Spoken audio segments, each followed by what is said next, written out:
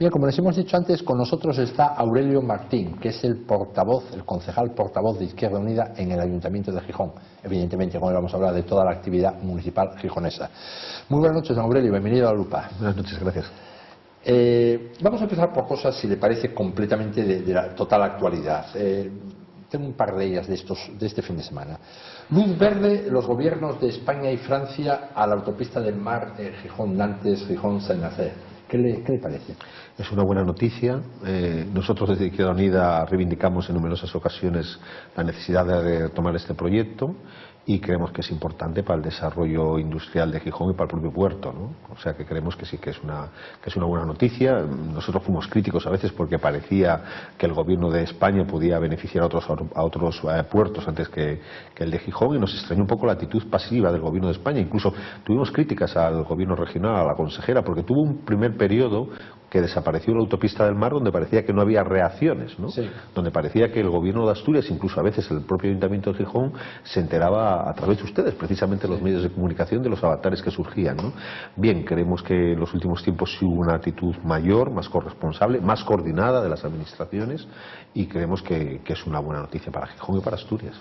¿Usted cree que ya estamos en pie de igualdad con Vigo? ¿O cree que aún con este paso adelante que se da, que Vigo tiene más subvención o que tiene más apoyos en cualquier caso? Bueno, Vigo lo que ha ido es ganando tiempo mientras nosotros lo hemos ido perdiendo. Es decir, que en su momento se paralizara la concesión. Bueno, yo creo que generó un prejuicio. Es decir, Vigo tiene ahora unos clientes que estará por ver si siguen con Vigo o si pasan a ser clientes, en este caso, con salida desde el puerto de Gijón, ¿no? Bueno, entonces, en definitiva, que nos quedamos con que es una buena noticia. Es una buena noticia. Bien. Otro asunto de muy distinta índole le voy a plantear, que es el caso Aquagés. Todo lo que hemos ido conociendo estos días de lo sucedido con Asturias, todas esas cosas que estaban en las anotaciones del conseguidor o de la brelata, según los términos que se le dan a Joaquín Fernández, es decir, un cargo del PP, de la cuenca del Nalón, un hombre del aparato, un vicesecretario de Comunicación en su momento, y que hacía gestiones con cargos municipales. Bueno, todo lo que hemos ido sabiendo de Caunedo, de Pecharromán y demás. ¿Qué le parece esto? Pues que huele muy mal, ¿no? Que huele muy mal y que deberían tomarse medidas. Es verdad que en la Junta en su día se aprobó que todos los cargos políticos deberían dejar el cargo al ser imputados, ¿no? Lo que pasa es que hay cosas que casi sobredimensionan, que tiene que haber una responsabilidad política a veces que no solo va unida a la imputación, ¿no? Y esto, sinceramente, tiene muy mala pinta, ¿no? Y yo por lo menos siempre he insistido además en que una cuestión son los procedimientos, las cuestiones legales, cuando un cargo lo debe dejar, pero también he insistido mucho en un concepto de la necesidad que nos exigen los ciudadanos de ejemplaridad. Y aquí parece que ha habido de todo menos ejemplaridad. Con lo cual probablemente estos señores deberían actuar por sí solos, o debería actuar el partido, ¿no? Actuar por sí solos dimitiendo, el partido pidiéndole la dimisión, porque, bueno, algunas conversaciones, algunas fotografías, no se puede decir que son bromas, son de un mal gusto evidente y están muy lejos de lo que cualquier ciudadano puede considerar como comportamiento ejemplar en un político, ¿no? ¿Cree que debería, en ese caso, Mercedes Fernández pedir la dimisión que le entregara el acta de concejal de Oviedo, gracias Caunedo? Yo soy muy prudente siempre con la vida interna de todos los partidos, pero yo creo que el Partido Popular tiene un problema muy serio y que debería actuar. Si fuera de Izquierda Unida, ¿usted pediría el acta de un concejal que actuara así? Yo pediría el acta de un concejal que actuara así en Izquierda Unida, con los antecedentes que ahora mismo hemos visto en los medios de comunicación, sí. Esa diferencia que hay, que Joaquín Arestegui entregó ya su responsabilidad 22 años al frente del PP de Avilés, y sin embargo en otros casos no. Es más, hoy mismo Caunedo llegó a decir que ni se planteó siquiera la hipótesis de dimitir como concejal. Ese doble rasero, ¿a qué se puede ver? ¿A que depende qué responsabilidad tenga uno en el partido? ¿Una es más dolorosa de dejar que otra? Supongo, quiero pensar que hay personas que tienen una capacidad de influencia por su pasado, por su presente, mayor que la que tienen otros, ¿no? Entonces, bueno, Oviedo siempre ha sido una plaza muy importante para el Partido Popular, y más allá de que ahora no ejerza el gobierno en la ciudad de Oviedo, pues sigo creyendo que es una plaza, probablemente seguirá siendo una plaza que ejerce influencia interna, ¿no? Quiero sospechar o intuir, ¿no? De todas las maneras, no tiene mucho sentido que haya dos varas de medir, ¿no? La gestión municipal en términos generales, con todos estos escándalos, y también si vemos lo que pasó con el caso de Aquagés, Pokémon, en Galicia, con dimisiones de alcaldes de capitales y demás, ¿Queda muy dañada la credibilidad de la gestión municipal? Yo creo que queda muy dañada y además quiero apuntar otro dato, ¿no? Casi todos los casos de corrupción se dan en torno a la privatización de servicios esenciales para los ciudadanos. Así es. Y yo creo que la mejor manera de que no haya corrupción es que no haya esa privatización de los servicios. Gijón, bueno, el señor Pecharroman estará incluido en esta trama por lo que estará incluido, pero Gijón no ha tenido un gran problema de corrupción precisamente porque no ha habido grandes elementos de privatización. Es en los elementos de privatización donde surge la corrupción política, ¿no? O sea que de alguna forma es un elemento añadido más, al menos desde posiciones de izquierda, para pedir que sean públicos los servicios. Efectivamente, y nosotros un servicio como el agua, que es un servicio básico y estratégico y un derecho de los ciudadanos, creemos que tiene que ser en cualquier caso público. Y además, usted lo sabe, en Gijón hay una buena gestión, hay una buena empresa municipal con Pero también una presidenta del agua y un alto técnico están en los tribunales. Sí, bueno, ha habido casos concretos y probablemente hay que ver esos casos concretos, las consecuencias de esos casos concretos, pero la empresa es verdad que es una buena empresa, en líneas generales, que es una empresa que no tiene pérdidas, que es una empresa muy importante, que es una empresa, yo diría, ejemplo de aquellos que dicen que es imposible hacer bien las cosas desde lo público, ¿no? Independientemente que haya individuos concretos en una etapa concreta que lo pudieron hacer mal, ¿no? Bueno, vamos a pasar a otro asunto que no es tan inminente, pero sí, dentro de una semana va a haber una reunión del Consejo de Administración de Gijón al Norte. En principio tiene anunciada la presencia de la ministra Ana Pastor, ministra de Fomento. En ella se va a tratar un proyecto reformulado por parte del Gobierno Central sobre todo el proyecto del Plan de Vías. ¿Qué le parece las ideas que se han plasmado, aunque no conocemos todavía por boca de la ministra los detalles? ¿Qué le parece el proyecto que está en este momento auspiciando el Ministerio de Fomento? Sobre todo que fuera un proyecto y que fuera un proyecto evidentemente con una memoria económica, con financiación y con plazos. Eso es lo que más me gustaría a mí ver y lo que yo espero que se despeje el día 10 en el Consejo de Gijón al Norte, ¿no? Y lo digo porque llevamos muchos años, no sé si es 2002, 2003, con este proyecto, llevamos muchos años hablando del plan de vías, y llevamos muchos años de frustración y llevamos muchos años, por lo tanto, de desconfianza. Yo creo que la tenemos en general los partidos políticos y yo creo que la tienen los medios de comunicación, la tienen los ciudadanos en general. Y esa desconfianza incrementa cuando los anuncios se hacen al calor de una campaña electoral. Y los últimos anuncios, yo recuerdo la última semana de campaña electoral de las autonómicas municipales, pues la ministra paseando aquí al lado por el Solarón, ¿no? Claro, ahora no han esperado la última semana, lo hacen 2 meses antes, mes y medio antes, ¿no? Pero es verdad que el contexto hace que se genere mucha desconfianza. ¿Y cómo puede haber confianza? Con un proyecto claro, con un proyecto técnico, con un proyecto con financiación, con un proyecto con plazos. Eso es lo que nos puede dar la confianza a todos, ¿no? Yo creo que hoy esas características no existen. La idea de llevar la estación, de ubicarla donde el Museo del Ferrocarril, la estación intermodal. Nosotros no vamos a hacer un dogma de la ubicación. No nos parece un debate serio tampoco que 250 metros aporten centralidad o no, si se hace la conexión con el metrotren y si los autobuses están en esa estación intermodal. Sí, la estación intermodal tiene autobuses. Efectivamente, porque hay quien dice, no, es que el tren se ve muy perjudicado en la actual situación. Bueno, se ve perjudicado porque efectivamente no está la conexión a través de Metrotren con el resto de la ciudad y porque la estación de autobuses está mejor situada, evidentemente. Pero en concreto la pregunta que me hace usted, nosotros no vamos a hacer un dogma de la ubicación. Es decir, nosotros lo que exigimos, insisto, es que haya plazos y que haya financiación y que haya soterramiento. Porque lo que no es posible es que la ciudad quede partida. Yo todavía tengo algo de memoria, no tantos años, y entonces recuerdo cuando iba a despedir a alguno de mis amigos que se marchaban para la Mili a la antigua estación, la que estaba en el Humedal. Sí. Perdón, la que estaba en el Museo del Ferrocarril, donde estaba el Museo del Ferrocarril. Ahora está el Humedal, estuvo Jovellanos, está Moreda. Estamos en la 5ª estación en relativamente pocos años. La verdad es que da para nota. Y por lo tanto ahora no nos podemos equivocar, o el Ministerio no se puede equivocar.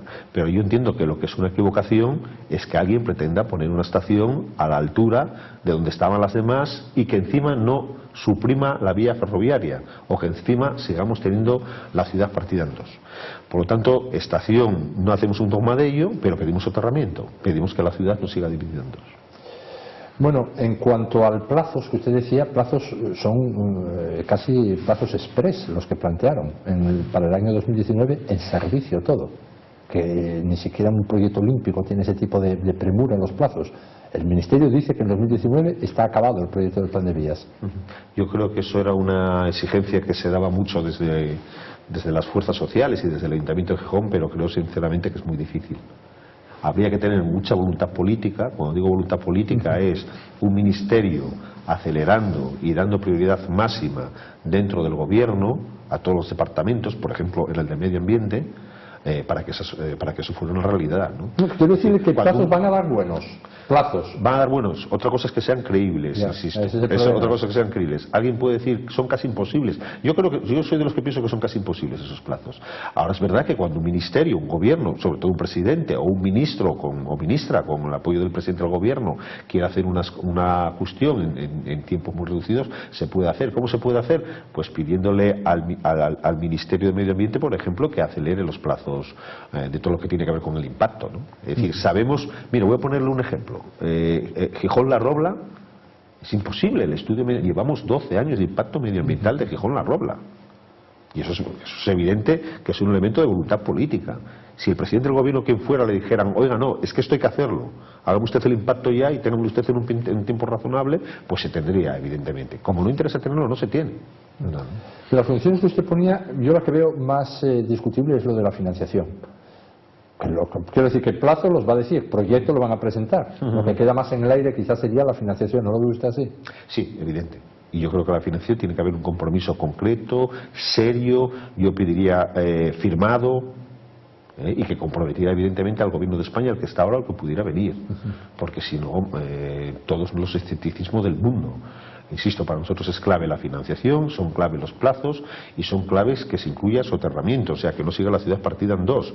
Y he dicho, oiga, y la ubicación, mire, nosotros en la ubicación podemos ser hasta relativos en ese asunto. Da igual que sea, donde está ahora la provisional, la estación temporal. No vamos a hacer un caballo de batalla de la ubicación. Cuidado, siempre que la ciudad no quede dividida y siempre que exista soterramiento, sí, porque soterrado. Si no sería un absurdo. Hemos cambiado 5 veces de estación, como decía antes, ¿no? ¿Qué cree que va a haber? ¿Va a haber al final un acuerdo sobre esto en Gijón del Norte? Ustedes no están en el Consejo de Administración, pero creo Yo espero que lo haya. Espero que lo haya. Yo soy de los que cree que la política tiene que servir para solucionar los problemas. Yo no me recreo en que haya problemas y yo poder seguir teniendo una bandera crítica, ¿no? Además, yo creo que todas las cosas que llevan debatiéndose 12 o 13 años agotan. Pero agota al que no las hace y agota al que hace oposición sobre ella. Sí. Es decir, y sobre todo agota a los ciudadanos, ¿no? Que ven a los partidos pegarse en torno a un tema que no tiene solución, o que ven los ciudadanos que no se aporta ninguna solución. Yo creo que hay que pasar página, y yo desde luego celebraría pasar página. ¿Y usted cree que el Principado va a votar a favor en el Consejo de Gijón del Norte? Bueno, si el proyecto es un proyecto serio, realista y con financiación, no entiendo por qué no debería hacerlo. Quizá porque las relaciones entre administraciones no se guiaron solo por ese baremo, que sea un proyecto serio, sino que hay una costumbre de oposición partidaria. Es verdad que hay demasiada oposición desde el ámbito institucional y yo creo que la oposición la tienen que hacer los partidos, no las instituciones. Yo por lo menos cuando me tocó ser consejero nunca me dediqué a hacerle oposición a la ministra, me dediqué a marcar criterios como gobierno y después yo creo que aparte de marcar criterios como gobierno, espacios de colaboración y de acuerdo. Eso es cierto, no se puede desde las instituciones usarlo como una bandera de oposición a nada. Es decir, desde las administraciones lo que hay que tener es lealtad institucional y capacidad de negociación y desde luego desde los partidos sí que hay toda la capacidad de hacer oposición, para eso están. Vamos a otra cuestión, el presupuesto de 2016 en el Ayuntamiento, ¿lo están negociando? Estamos recibiendo información. Tenemos una sensación extraña y ya mi compañera Ana Castaño, que es la concejala que lleva los temas de Hacienda, ya lo ha dicho, ¿no? Yo no creo que sea eficaz que llevemos desde septiembre hasta el jueves, nos han convocado para otra reunión, nos llega un mensaje al teléfono de que nos convocan para otra reunión. No creo que sea eficaz estar desde septiembre, desde finales de septiembre hasta primeros de noviembre, convocándonos una semana, cada semana, a veces con 24 horas de antelación para entregarnos información. Ahí vas con los técnicos. Claro, tú a los técnicos no le puedes preguntar nada porque es una información que te entregan en el acto. Sí. No tienes capacidad de mirarla e ir preguntando sobre la misma, ¿no? Me parece que es un método entre comillas, de entretenimiento poco eficaz. Yo creo que es bueno tener el volumen del presupuesto, el conjunto del presupuesto. Para mí hubiera sido interesante tenerlo a finales de septiembre, el 1 de octubre, todo el presupuesto, el consolidado, por supuesto, organismos autónomos y empresas públicas. A partir de ahí, que nosotros hiciéramos un análisis y tener una reunión bilateral. Yo se lo he dicho a Fernando Couto. Yo lo que quiero tener es todo el presupuesto, yo analizarlo desde la perspectiva del grupo municipal y con los técnicos que yo considero oportuno, y después tener una reunión bilateral contigo para decir, oye, mira, esto lo vemos bien, esto mal, esto regular, nosotros si no se cambia esto no lo vamos a aprobar. Pero no se está haciendo así, se está haciendo de forma muy dilatada, con mucha información. Yo no puedo entender que ahora mismo yo no puedo decir que haya habido una negociación. Yo no he dicho de momento, hombre, ya hemos dicho aspectos que nos parecen mejor que otros, pero no hay una negociación porque además la negociación se tiene que hacer bilateralmente, se tiene que hacer entre dos grupos, representado cada grupo, uno de oposición y otro de gobierno, por quien consideren, ¿no? Esa dinámica, que es la normal, la natural, todavía no se ha dado, ¿no? Pero la entiendo, pero a veces ¿no le parece que están ustedes en una dinámica en el ayuntamiento en que la oposición conoce todos los datos?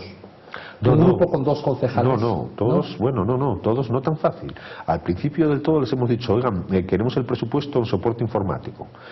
Además faciliten ustedes en Excel, porque además eso nos permite no hacer ese trabajo de chinos de andar comparando con el anterior. No fue así. Algunas concejalías sí, otras no.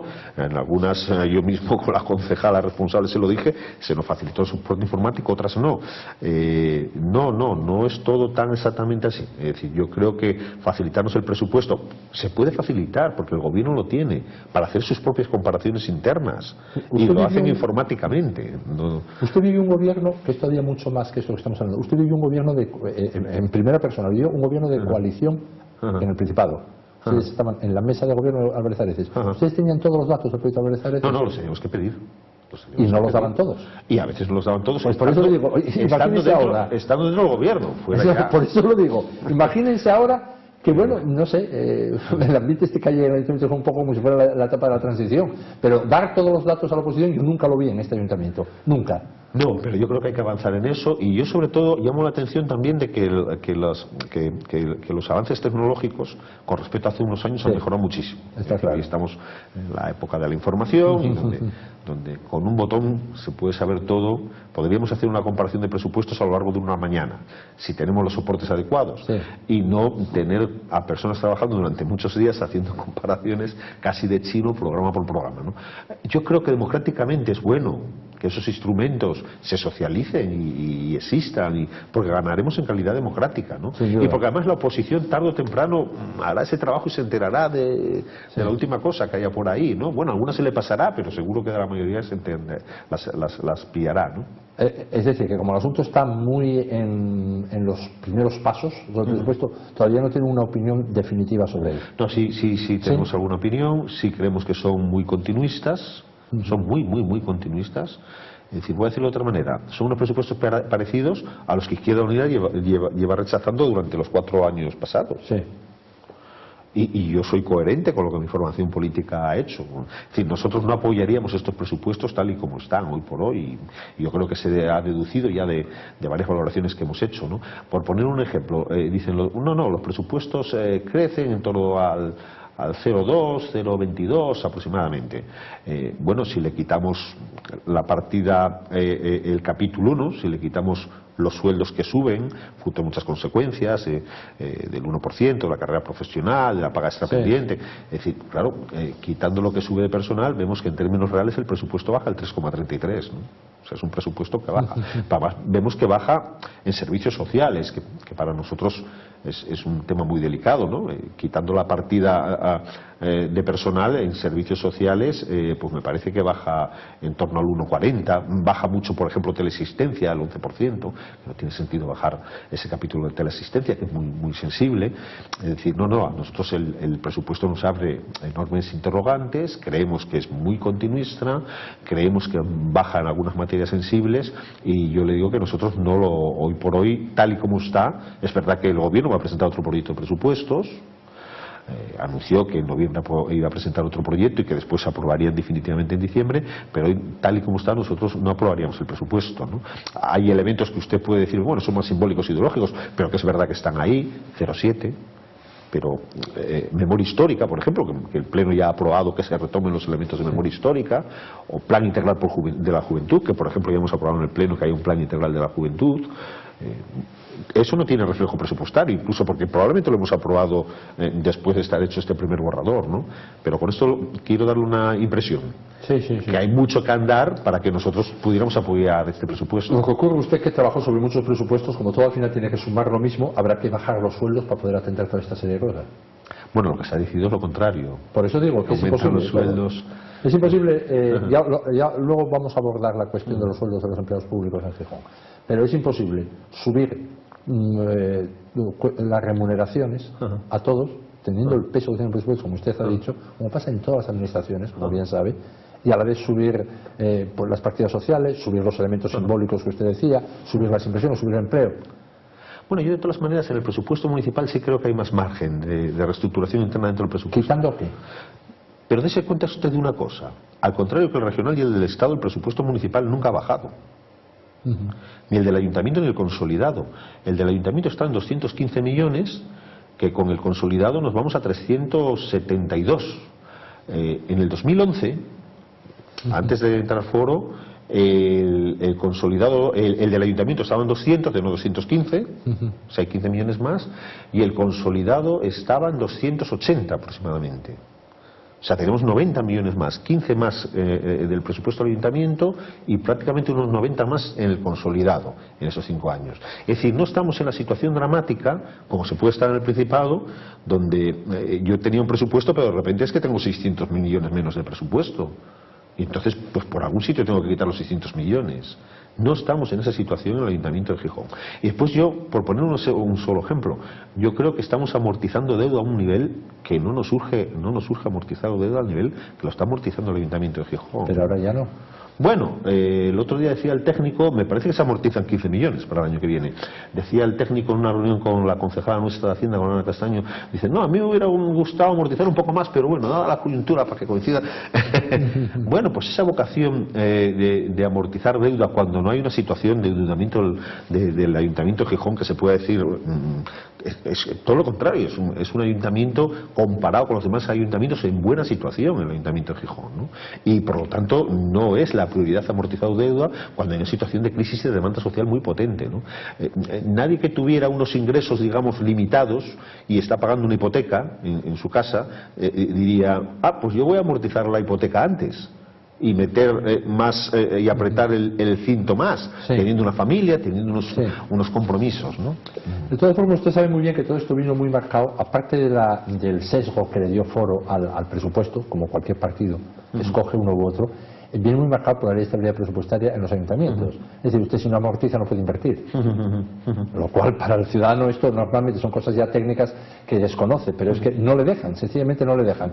Luego, parte de la reducción de deuda se hace a veces para poder hacer otra operación luego. Sí, pero se ha estado amortizando el propio gobierno presumió en campaña electoral que había amortizado 80 millones de euros. También antes había subido 100 millones la deuda, de Gijón, con lo cual sí creo que hay margen. Vamos a ver, no quiero yo dar sensación de ninguna irresponsabilidad. Nosotros somos partidarios de cumplir la legislación, no nos gusta la ley de estabilidad, pero no queda más remedio quien gobierne que cumplirla. Seguro que el Ayuntamiento de Mieres lo está haciendo además de forma muy dramática. Yo a Aníbal tuve que felicitarlo porque claro, es que sin tener un duro sacar una mayoría absoluta es para hacerle un cuadro, si me permite la expresión. Fue el gran triunfador pero yo insisto, creo que en el Ayuntamiento de Gijón hay más márgenes y yo creo que se ha sido en algunos casos más papista que el Papa, pero como usted muy bien dice, por una concepción política y partidaria, por una decisión política, es más papista que el Papa. Ahora que está dentro del Ayuntamiento, usted estuvo tantos años en la Junta General del Principado, ¿qué opinión tiene de la relación entre el Principado y el Ayuntamiento de Gijón? Que debería ser mejor. Yo un día, en una reunión donde nos convocó el equipo de gobierno, me decía, es que necesito que se me pase esta relación, no recuerdo el caso muy concreto, y yo decía, pero bueno, hable usted con el consejero, me acuerdo que era el de la presidencia. Dice, bueno, sí, pero es que lo intenté el otro día, no pude. Dije, mira, esto se hace así. Vas, solicitas una reunión al consejero de la presidencia y si el consejero de la presidencia, en un tema tan razonable como este, te dice que no hay nada que hacer, tú tienes para después de la reunión del consejero de la reunión con el consejero de la presidencia una rueda de prensa convocada y lo explicas. ¿Qué estoy intentando decir con esto? Que con los gobiernos se dialoga, se negocia, y cuando falla la negociación y el diálogo, se denuncia. Lo que no puede haber es una situación de ignorarse. Es imposible, porque no da resultado ni para el Ayuntamiento de Gijón, ni desde luego para el Principado. Pertenece a esta dialéctica que habíamos hablado antes, que es una dialéctica que yo puedo entender entre los partidos.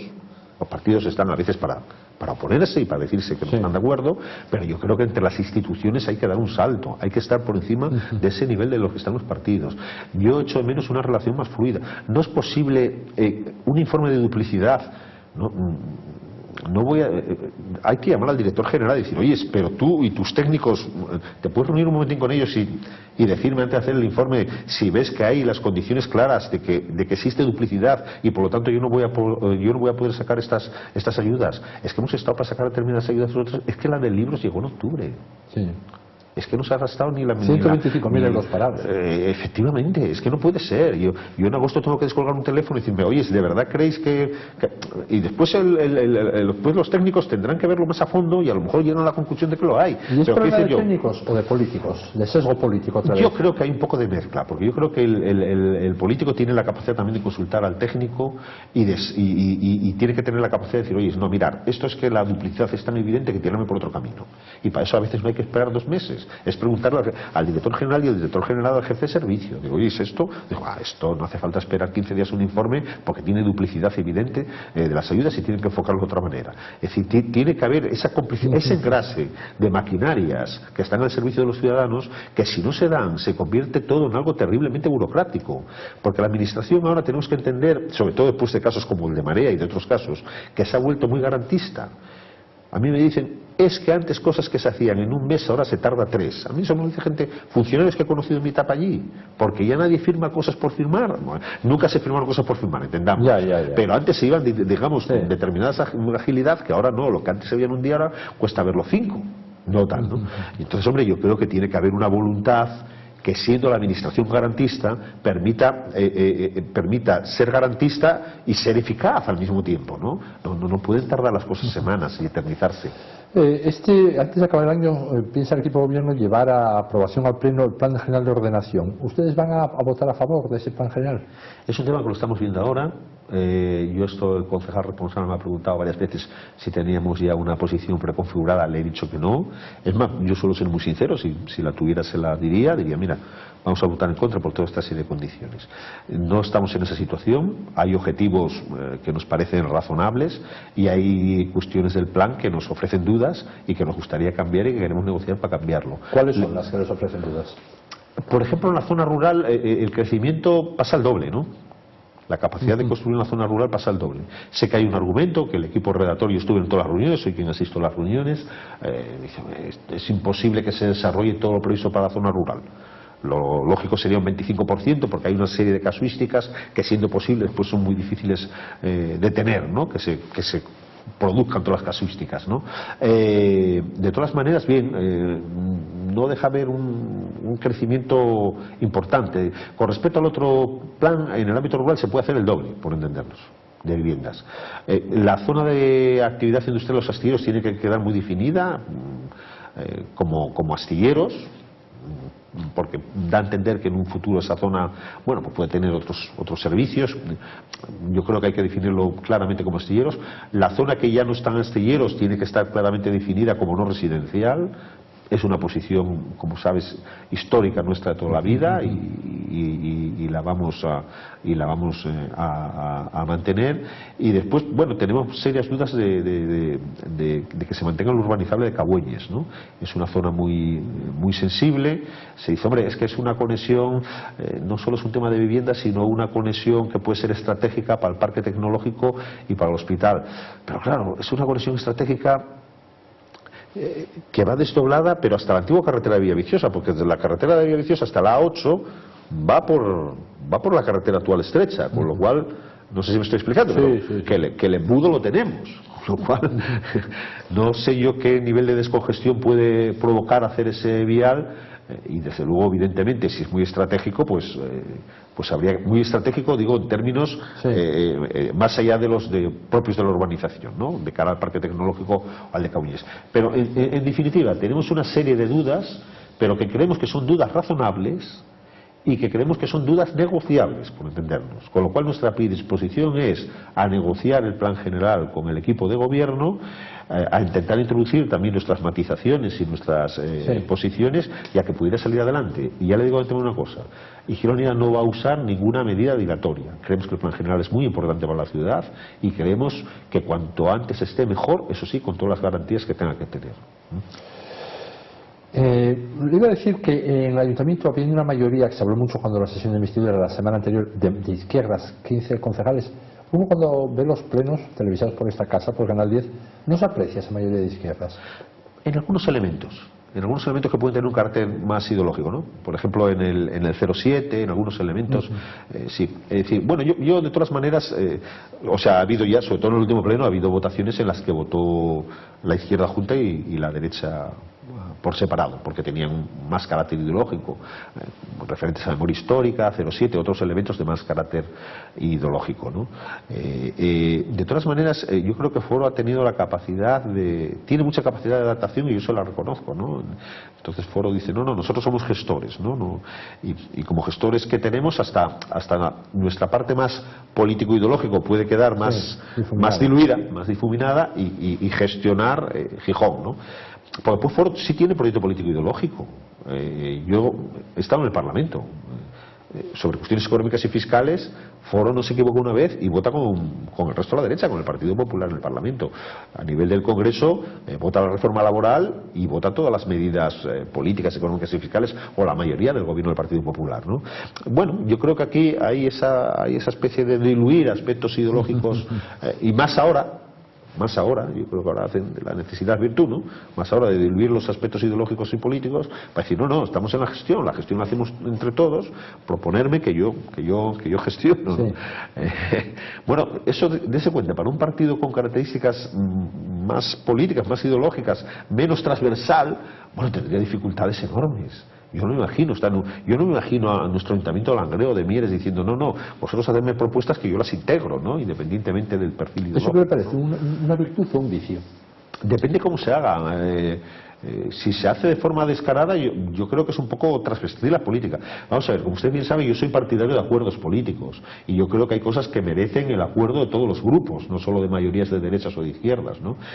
Dicho eso, si eso se exagera hasta las últimas consecuencias, puede parecer que alguien es capaz de adaptarse a todo con tal de estar en el gobierno. No estoy diciendo eso, digo que puede llegar a parecerlo. No estoy diciendo que eso sea lo que pasa ahora, ¿no? Al final, mirando la trayectoria de estos 3 meses, de agosto, septiembre y octubre, ¿quién forma la mayoría municipal? Al final, ¿qué mayoría municipal hay? Yo creo que Foro, con mucha habilidad, insisto, va intentando coger propuestas, ir sumándolas, pero cuidado, porque se están aprobando muchas cosas en los plenos que después van a tener una concreción muy difícil en el primer trimestre del año que viene, sin ir más lejos. Porque se está aprobando pues que se avance en memoria, que se avance en un plan integral de juventud, que se avance en determinadas políticas sociales, que se avance, es decir, todo eso, que en definitiva son propuestas políticas que se van aprobando, tiene que tener una concreción económica. Bueno, va a ser muy difícil ver plasmada esa concreción económica. Es decir, al final las contradicciones van a existir. Yo estoy convencido que para el año que viene las contradicciones las vamos a tener. Pero si usted mira las políticas sociales, el mandato anterior hubo mucho más dinero en políticas sociales que el anterior todavía. Es decir, esto es un mito, que las políticas sociales están en la izquierda. Quiero decir, ideológicamente sí, pero marca todo el presupuesto. No estamos dando necesidades. Yo el otro día estuve reunido, me pareció una reunión de las más interesantes que yo tuve en política, con 29 organizaciones sociales de Gijón. Son muchas. Yo creo que, bueno, faltaban 2 o 3 que además se disculparon, ¿no? Y ellas me decían con cierto dramatismo que están empezando, desde el voluntariado y de las organizaciones del tercer sector, a asumir las deficiencias que el ayuntamiento y los servicios sociales deberían asumir directamente. Por poner un ejemplo, alguien tiene un problema para comer, oiga, vaya usted a Cáritas, pero desde los servicios sociales ya no se atiende directamente o se da respuesta directa a lo que serían derechos básicos, ¿no? Lo que fue siempre, don Obrero. Claro.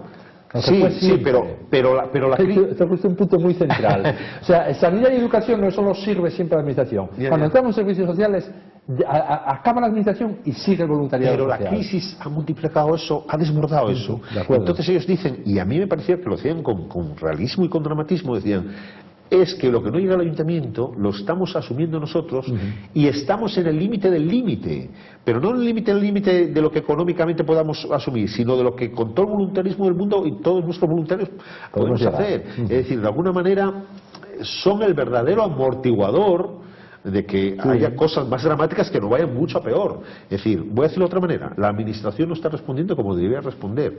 Los ciudadanos y las ONGs y sus entidades sociales sí, y son las que están haciendo el esfuerzo de soportar la crisis. Y yo lo que estoy pidiendo es que el ayuntamiento ayude más y mejor a soportar esa crisis. Elecciones generales a 45 días. Hay encuestas por ahí que Izquierda Unida queda en la mitad de los escaños. ¿Cómo ve estas elecciones? Bueno, pues yo, que debo de ejercer de optimismo, diría que 2 escaños eran los que no estaban en el Principado y hemos sacado 5, ¿no? Si lo veo desde esa perspectiva optimista, sería la respuesta políticamente correcta. Pero fue en Asturias eso. Fue en Asturias. En España se bajó de 35 diputados autonómicos a 9. Le reconozco que las encuestas acertaron desgraciadamente mucho más. Menos en las municipales, que ahí ustedes tuvieron un buen papel. Municipales. Bueno, las municipales yo creo que, tal y como estamos en Gijón, el resultado fue bueno, y en el resto de Asturias también yo creo que fue un resultado. Sí. Tenemos más alcaldías que nunca. ¿Y cómo ven las generales? Yo lo veo con preocupación, ¿no? Y lo veo con preocupación, y voy a decirlo además claramente de forma autocrítica. Yo creo que Izquierda Unida, no es la primera vez que nos pasa, somos muy lentos para percibir las realidades. Yo creo que Izquierda Unida cometimos un gran error en las europeas. Yo creo que teníamos que haber hecho una lista más audaz en las europeas, más abierta. Había una demanda social clara, el 15M en la calle ahí, no supimos conectar con ello. Esas europeas yo creo que nos crearon un shock interno del cual no nos hemos recuperado. Es decir, seguimos en fase de shock. Dicho eso, digo esto como autocrítica. Dicho eso, cuanto más tiempo pasa, más convencido estoy de la necesidad de una fuerza política como Izquierda Unida, incluso con sus errores. Bueno, por lo que representa muchas veces también de seriedad, de proyecto, de recorrido. Que al final las encabeza Izquierda Unida porque ganó las elecciones primarias, de modelo ahora en común, como las que va a estar Orbiz al frente en Asturias. ¿Le gusta ese modelo? Pues yo creo que ese modelo, y también, y esto sí es una opinión muy personal mía, yo creo que ese modelo probablemente es más útil en algunas comunidades autónomas o en algunos municipios donde Izquierda Unida quedó muy debilitada, y es verdad que tiene que ir a elementos de convergencia de lo que realmente existe y se esté moviendo, ¿no? No digo que aquí no haya que ir a elementos de convergencia, de confluencia, también hay que ir, ¿no? Pero yo creo que aquí se parte de una posición de Izquierda Unida con mucha más musculatura. Tenemos musculatura en lo político, en la institución, pero tenemos musculatura en la sociedad. Nosotros tenemos presencia en los ámbitos sociales. Nuestros militantes están en las asociaciones de vecinos, en los sindicatos, en las organizaciones medioambientales. Es decir, somos una organización con presencia, con musculatura. ¿Podemos ha venido para quedarse? Podemos ha venido para quedarse, sin lugar a dudas. ¿Usted lo asume, que va a ser una fuerza política en los próximos 4 o 8 años? Yo lo asumo. No sé si con el nivel de representación que tiene ahora, con más o con menos, pero sí creo que es una fuerza política que va a estar ahí. Sí. Se nos fue el tiempo, Aurelio. Nos quedan un montón de cosas todavía por preguntarle. En cualquier caso, muchas gracias por venir y por contestar a todas nuestras preguntas. Muchas gracias a vosotros. Bueno, pues nosotros ahora hacemos un alto y seguimos con la lupa.